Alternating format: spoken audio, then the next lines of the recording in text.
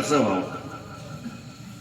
अजित पवारांना तुमचं कर्जाचं नाव सांगितल्या लगेच म्हणतात की राज्याची परिस्थिती नाही. परवाची गंमत सांगतो, ते कोल्हापुरातच तसं बोलले, काय राज्याची परिस्थिती नाही, 31 तारखेच्या आत कर्ज भरा.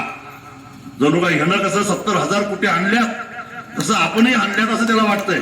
त्यामुळे 4 दिवसात आपण लगेच कर्ज भरणार या भ्रमात होतं ते. आणि आपणही कुठनं तरी हात मारलेला आहे. आता अजितदादांनी सांगितलं म्हटल्यानंतर लगेच जाऊन बँकेत भरणार असं 4 दिवस मुदत देते आपल्याला.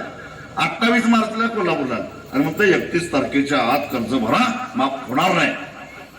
विमानानं आले कुठं? कोल्हापूरला. आणि तिथनं कलेक्टर ऑफिसमध्ये गेले. 16 मिनिटात गेले बरं का. किती मिनिटात?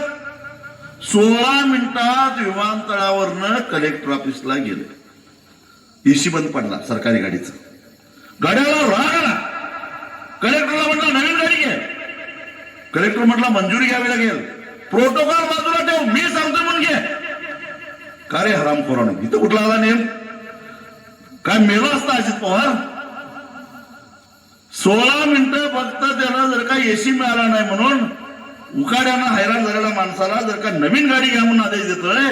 अरे दिवसा डावळ्या एकाच दोरीला गळपास लावून बाप आणि मुलगा मारा लागल्यात. लाजा वाटलं पाहिजे ना,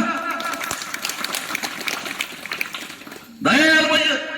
त्यांना दया येत नाही. पण त्यांना दया येत नाही त्याच्यापेक्षा मला वाईट